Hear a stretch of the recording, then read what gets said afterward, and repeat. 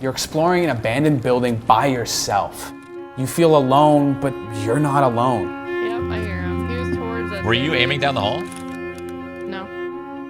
Come up the stairs and flank him right now. He's looking at me. All around you, people are hunting for the same thing as you. Keep going up. I shot a scav in the brain. He had an AK, I want it. Your heart is pumping, you begin to hear footsteps and bullets all around you, but all you can do is wait.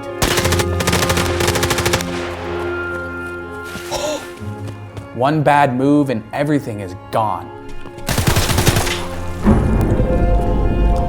Okay, I'm done. And after a while, your patience pays off. This is Escape from Tarkov. It's as fun as it is stressful. And right now, it's blowing up on Twitch. Oh God!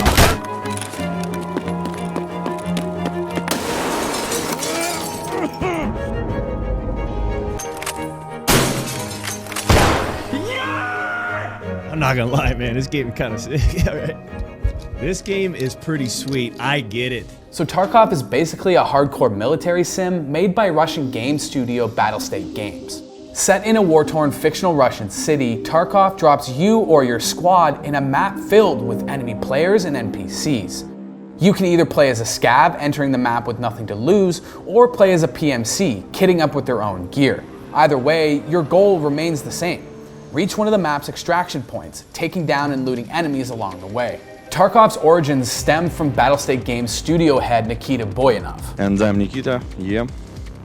Nothing to say more. Boyanov spent much of his time in school tinkering with the world's most beloved games. We, and myself and my friend from other school, we started to make some modifications for different games, for Half-Life, for Morrowind, for Counter-Strike, and we made a lot of progress. We even got invited by a company in Moscow to take part in the game development production in Russia. When it comes to programming, Boyanov is completely self-taught. He eventually found his way to the gaming industry, where he ultimately created Battlestate Games. But the game Boyanov wanted to create at the time was not the military sim that we all know today. My dream is still intact, and it's all about making big single-player, story-driven, open-world game with the cinematics and stuff. That's what I always loved in the games. At the time, this type of game was simply too much for Boyanov and his six-man team to take on,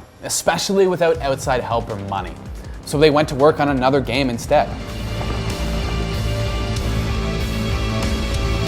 Tarkov released its closed alpha in 2016 before releasing a more polished and refined beta in 2017. It was incredibly unforgiving from the beginning, and Tarkov is unapologetically made for hardcore players. First of all, the game is for hardcore players, even mid-core to hardcore. So it's not just like you know, casual game and arcade shooter like some shooters. To say this game allows you to customize your player is an understatement. I've seen the inventory system, and that thing scares the fuck out of me. Tarkov's customization, coupled with its sink or swim gameplay and constant updates, garnered a small but dedicated fan base. But after the release of patch 0.12, Tarkov exploded.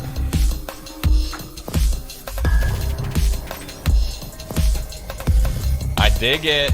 I dig it. Patch 0.12 launched at the end of October and was Tarkov's biggest to date. Hideouts, a new map, 2 new scav bosses, new guns, alterations to the game's engine.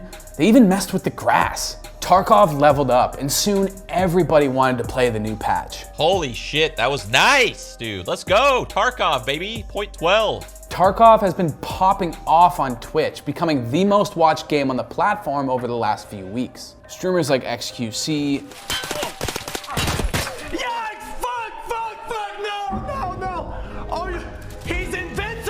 Summit, I hit him with the last shot! and Doc Well, I'm shooting him in his... They tell me to shoot in the legs! are just a few of the many who've been grinding out Tarkov. Get the fuck off of me! Let's go! From December 30th to January 5th, players could actually earn in-game drops by watching Tarkov on stream, which naturally pushed the game to the very top of Twitch. And Tarkov's success trickled down to the streamers who have been there since the start, with a humble Aussie benefiting the most. Just fire 3 bullets if you're listening. Go bang, bang, bang.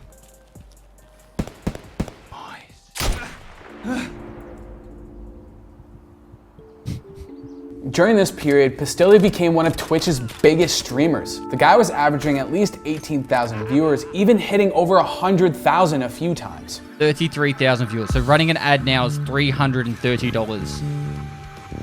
If I ran 3 ads an hour, that's $1,000 an hour. That is insane. Fans came to the stream for the items, but Pestily kept them coming back with his off-the-wall yet endearing personality.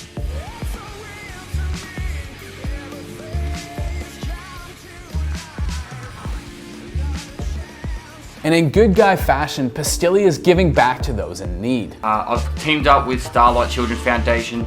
Together, we're actually going to try and raise $1 million in the year of 2020. I've removed all my donation links from my channel. I'm no longer wanting to receive any sort of monetary donations. Our community has already raised $26,000 back during the game changes in 2019.